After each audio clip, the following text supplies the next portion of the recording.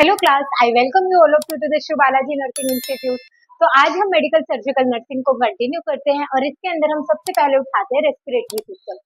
तो respiratory system क्या होता है कि कैसे हम एटमॉस्फेयर से अपनी जो हवा होती है उसको हम इनहेल करते हैं और फिर यहाँ पर जब हमारे लंग्स के अंदर वो जब हवा आती है तो एक्सचेंज ऑफ गैसेज होता है वहां पर, जिसकी वजह से जो एटमॉस्फेयर की ऑक्सीजन है वो हमारे टिश्यूज को और हमारे ब्लड सेल्स के अंदर एंटर करती है और वो एक जो अपना मेटाबॉलिक वेस्ट है जैसे कि कार्बन डाइऑक्साइड है वो हमारा क्या कर देती है, एक्सपिरेशन की हेल्प से बाहर निकल जाता है। तो the inhalation of oxygen and the exhalation of CO2 को हम बोल रहे हैं रेस्पिरेशन। तो आज हम रेस्पिरेटरी सिस्टम के अंदर पढ़ रहे हैं ब्रोंकेक्टिसिस। ये एक ऐसी बीमारी है बच्चों, स्टूडेंट्स, जो कि आपके एग्जाम के अंदर बहुत ज्यादा रिपीटेटिव क्वेश्चंस आए हुए हैं और आज इसके बारे में हम डिटेल स्टडी करते हैं। तो ये है ब्रोंकेक्टिसिस। ब्रोंकिया का मतलब होता है आपका ब्रोंक्यूल्स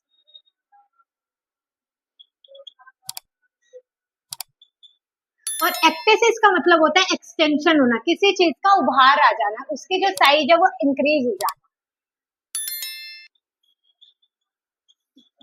अब इसके अंदर क्या होता है, chronic irregular dilation of bronchial बोल। ये आपकी क्या होती है, ब्रोंकाई होती है इस तरीके से। इसके अंदर क्या हो रहा है, क्रॉनिक इरेगुलर डायलेशन, जगह जगह से क्या हो जाएगी, डायलेट हो जाएंगी हमारी वॉल्स लाइक दिस। इसकी वजह से क्या होता है, डिस्ट्रक्शन ऑफ स्मूथ म्यूकोसा। हमारे जो स्मूथ मसल्स होती है, यहाँ की जो स्मूथ मसल है वो ब्रेक हो रही है, साथ ही साथ आपके कनेक्टिव टिश्यू जो है ब्रोंकाई के वो भी डैमेज हो रहे हैं। किसके अंदर हो रहा है, ब्रोंकेक्टिसिस के अंदर। Chronic irregular dilation of bronchial wall, आपकी जो ब्रोंकियल वॉल है उसके इरेगुलर डायलेशन, जगह जगह से क्या हो रहा है, डायलेट हो गया, जगह जगह से वो अपनी पोजीशन से निकल चुकी है, जिसकी वजह से and destruction of smooth mucosa. ये जो आपकी स्मूथ मसल्स यहाँ पर लगी हुई थी ये भी क्या हो रही है, डिस्ट्रक्ट हो रही है, डैमेज हो रही है, ब्रेकआउट्स आ रहे हैं यहाँ पे। साथ साथ किसके आ रहे हैं, कनेक्टिव टिश्यू ब्रोंकाई के भी क्या आ रहे हैं, ब्रेकआउट्स आ रहे हैं, जिसको हम बोल रहे हैं ब्रोंकेक्टेसिस। अब ऐसे कौन कौन से कारण है जिसके अंदर जिसकी वजह से हमें ब्रोंकेक्टेसिस कंडीशन देखने को मिल रही है। नंबर 1 इज इडियोपैथिक, मतलब कि अननोन कॉज है ये। Increase pressure of airway, airway के प्रेशर के इंक्रीज की वजह से भी।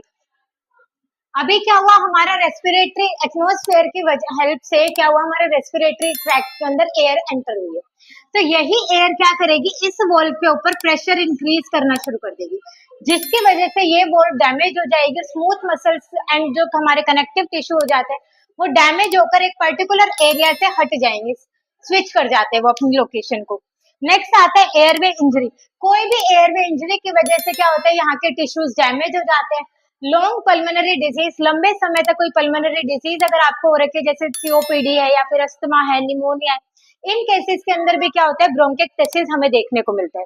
उसके बाद आते हैं सिस्टिक फाइब्रोसिस। सिस्टिक फाइब्रोसिस होता है कि हमारे जो म्यूकस मेम्ब्रेन, हमारे जितने भी फ्लूइड है वो सारे क्या हो रखे, थिक हो गए शहद की तरह। अभी जो हम एंगल किसी चीज को ले रहे हैं तो क्या होता है, वाइट वाटरी फ्लूइड होते हैं, लेकिन इस डिजीज की वजह से वो फ्लूइड कैसे हो जाते हैं, थिक हो जाते हैं, जिसकी वजह से एक्सचेंज ऑफ गैसेस डिफिकल्ट हो जाता है।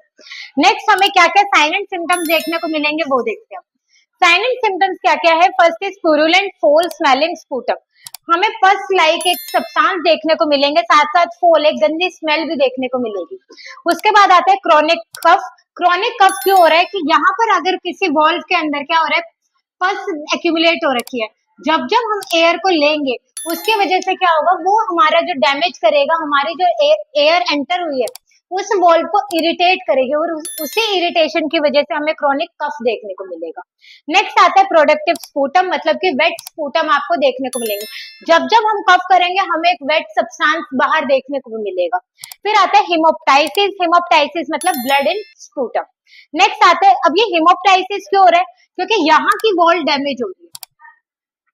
अब जब ये वॉल डैमेज होएगी तो यहाँ के जो ब्लड है, ब्लड सेल है, टिश्यूज जो डैमेज हुए वो ब्लड सेल्स स्पूटम के अंदर आने लगेंगे और जब हम कफ आउट करेंगे तो वो स्पूटम हमें हिमोप्टाइसिस के रूप में देखने को मिलेगा।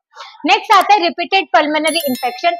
बार बार हमें पल्मोनरी इन्फेक्शन के चांसेस देखने को मिलेंगे, क्योंकि क्या होता है, जब जब इन्फेक्शन हमारी बॉडी के अंदर एंटर करेगा, यहाँ पर ऑलरेडी वीक मसल्स है जिनकी वजह से इन्फेक्शन के चांसेस बहुत ज्यादा हो जाते हैं। अब नेक्स्ट हमें क्या देखने को मिलेगा, अब ये तो है आपके स्पेसिफिक फीचर जो कि इस बीमारी के अंदर देखने को मिलेंगे।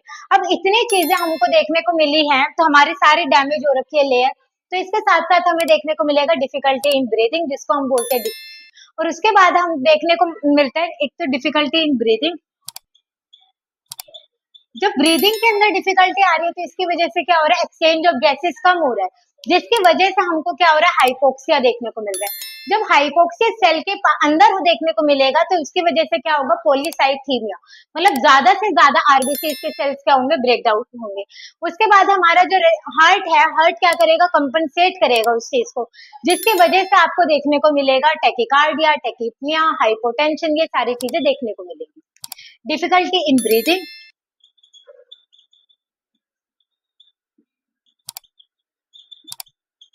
ये हमारी बॉडी का एक तरीके का मैकेनिज्म है। जब जब रेस्पिरेटरी के अंदर कुछ भी आपको चेंजेस देखने को मिलेंगे, ऑटोमेटिकली हमारी हार्ट रेट इंक्रीज हो जाएगी।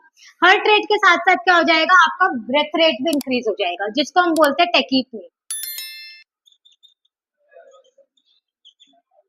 उसके बाद हमने देखने को मिलता है, उसके बाद हम क्या देख रहे हैं कि ये कंडीशंस क्या हो रही है, सारी ब्रोंकिक्टिसिस के अंदर होती है। नेक्स्ट हम पढ़ते हैं,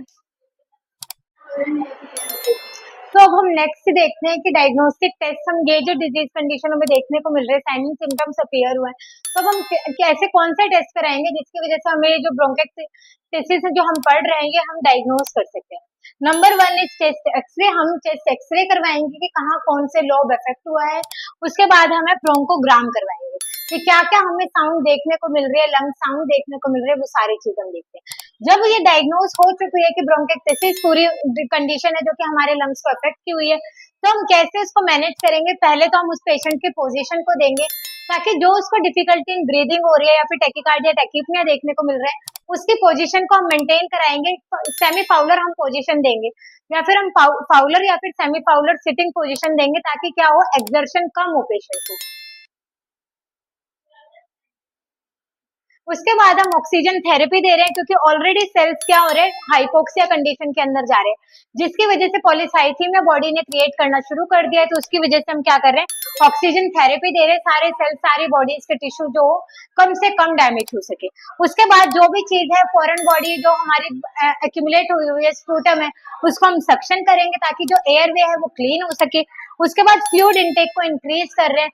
फ्लूइड इनटेक इंक्रीज करने का ये इंपॉर्टेंस जाता है कि जो हमें डिजीज कंडीशन की वजह से हमारा स्पूटम कलेक्ट हुआ था, उस स्पूटम को क्या कर सके, थोड़ा सा नलिफाई कर सके, थोड़ा सा हम उसको क्या करें, वाटरी कर सके, ताकि हम इजीली सक्शन कर सके, इजीली उस चीज को बाहर निकाल सके। उसके बाद डाइट देंगे, high calorie and high protein diet. जो भी हमारे यहाँ पर टिश्यू डैमेज हुआ है, प्रोटीन उसको क्या करेगा, वापस से ठीक करने की कोशिश करेगा। स्मॉल और फ्रीक्वेंट डाइट देगा, ये है हमारा मैनेजमेंट। उसके बाद सर्जरी का जो कंडीशन है वो देखते हैं, सेगमेंटल रिसेक्सिटेशन। इसके अंदर क्या होता है, ये जो तुम्हारा लंग्स है, हम एक कोई सेगमेंट पूरा निकाल देंगे, उसको बोलते हैं सेगमेंटल रिसेक्शन। नेक्स्ट आता है लोबेक्टमी। अब यहाँ पर क्या होते हैं, लोब्स होते हैं, पूरा एक पर्टिकुलर लोब्स होते हैं, तो एक लोब्स को अगर हमने निकाल दिया तो उसको बोलते हैं लोबेक्टमी। लोबेक्टमी का मतलब होता है रिमूवल ऑफ लोब्स, जो भी लोब सबसे ज्यादा डैमेज हो उसको निकाल देंगे। फिर है न्यूमोनेक्टमी। न्यूमोनेक्टमी के अंदर क्या होता है, पूरा एक लंग्स को हम निकाल देते हैं। इस कंडीशन के अंदर क्या देखने को मिलता है, नर्सिंग रोल क्या होता है, सबसे पहले तो नर्सिंग का काम होता है history collection and physical examination लेना कि पेशेंट किस टाइप की डाइट लेता था, पेशेंट स्मोकिंग करता था, अल्कोहल लेता था, क्या कंडीशन थी, वो पूरी हिस्ट्री लेंगे। उसके बाद फिजिकल एग्जामिनेशन करेंगे कि पेशेंट की स्किन कलर कैसा है, अपीयरेंस कैसी है, फिंगर्स कैसी है, क्योंकि फिंगर्स के नेल से हमें देखने को मिलेगा कि ऑक्सीजन पेरिफेरल एरिया तक पहुंच रहा था या नहीं पहुंच रहा था। उसके बाद नर्सिंग का काम होता है एलएफटी, केएफटी, सारी चीजों को देखना है कि सारे फंक्शन सारे, क्योंकि यहाँ पर जो हम ब्रोंकोग्राम करेंगे इसके अंदर हम डाई एडमिनिस्टर कर रहे हैं, और यही जो डाई होगी ये आपके क्या डैमेज करेंगे, किडनी टॉक्सिसिटी करेगी। तो इस डाई को एडमिनिस्टर करने से पहले हम केएफटी कराएंगे कि अगर पेशेंट को ऑलरेडी पहले से किडनी की कोई डिजीज है तो हम ये जो टेस्ट है वो अवॉइड करेंगे। इसलिए हमें पहले प्रायरली टेस्ट देना इंपॉर्टेंट होता है। उसके बाद पोजीशन मेंटेन करना, वाइटल्स को मेंटेन करना, पेशेंट की कंडीशन को देखना, ये सारा ही किसका काम हो जाता है, नर्सिंग स्टाफ का काम हो जाता है। Thank you class, thank you for watching.